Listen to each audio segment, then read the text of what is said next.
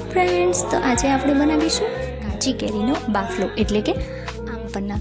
Normally અત્યારે ઉનાળામાં કેરીની જ આઈટમ વધારે મજા આવે છે, તો ચાલો આજે આપણે બનાવી લઈએ કાચી કેરીનો બાફલો આમ પન્ના. તો અહીંયા મેં વજનમાં 500 ગ્રામ જેટલી તોતાપુરી કેરી લઈ લીધી છે.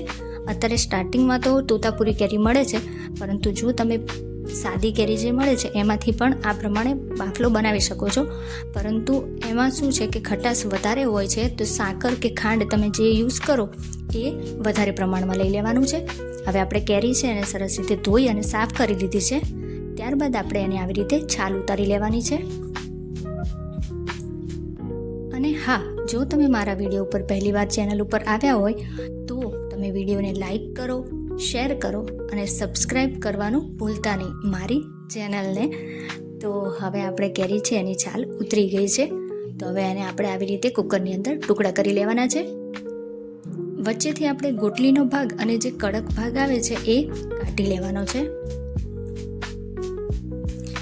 અને તોતાપુરી કેરી છે એ એટલી ખાટી હોતી નથી, એટલે આમાં આપણે ખાંડનું પ્રમાણ પણ કે સાકરનું પ્રમાણ પણ ઓછું રાખીશું. અને અસર ખટમીઠી આ કેરીનો બાફલો રેડી થવાનો છે. હવે આપણે કેરી છે એના ટુકડા કરી લેવાના છે. તો આ જોઈ શકો છો કે વચ્ચેનો ભાગ છે કડક, એ મેં કાઢી લીધો છે અને એના પણ ટુકડા કરી લીધા છે. તો બધી કેરી છે એના આવી રીતે આપણે કુકરની અંદર ટુકડા કરીને એડ કરી લેવાના છે. હવે આ એક કેરી છે એ થોડી કાચી પાકી જેવી હતી, એ પણ લઈ લીધી છે. એના લીધે થોડો ટેસ્ટ વધારે સરસ આવશે. તો અહીંયા મેં 1 ગ્લાસ જેટલું પાણી એડ કરી લીધું છે. અને જોઈ શકો છો કે વધારે પડતું પાણી નથી, આપણી કેરી છે એના પ્રમાણે આપણે 1 ગ્લાસ પાણી એડ કરી લીધું છે. હવે કુકરનું ઢાંકણું બંધ કરી એની 3 વિસલ વગાડી લેવાની છે. અને હવે આને આપણે ઠંડુ થવા દઈશું કેરીને. અને ઠંડુ થાય ત્યારબાદ એક મિક્સી જારની અંદર આપણે જે ઠંડી થયેલી કેરી છે એને પાણી સાથે જ એડ કરી દેવાની છે. હવે ગળપણ માટે મેં અહીંયા ખડી સાકર આવે છે એને અધકચરી ખાંડણીમાં વાટી લીધી હતી અને ત્યારબાદ એડ કરી લીધી છે.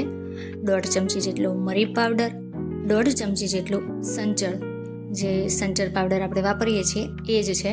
અને અહીંયા મેં 1.5 ચમચી જેટલું શેકેલું જીરુંનો પાવડર એડ કરી લીધો છે. હવે અહીંયા મેં 1 મુઠ્ઠી જેટલા ફુદીનાના પાન એડ કર્યા છે અને નોર્મલી જે મીઠું આપણે વાપરીએ છીએ એ એડ કરી લીધું છે. હવે આને આપણે સરસ એવું પીસી લેવાનું છે, એકદમ પેસ્ટ રેડી કરી લેવાની છે. તો આ આપણું આમ પન્ના એટલે કે કેરીનો બાફલો એ પીસાઈને રેડી થઈ ગયો છે. હવે આને આપણે એક બોટલ અથવા તો આ રીતે વાસણમાં કાઢી લેવાનું છે.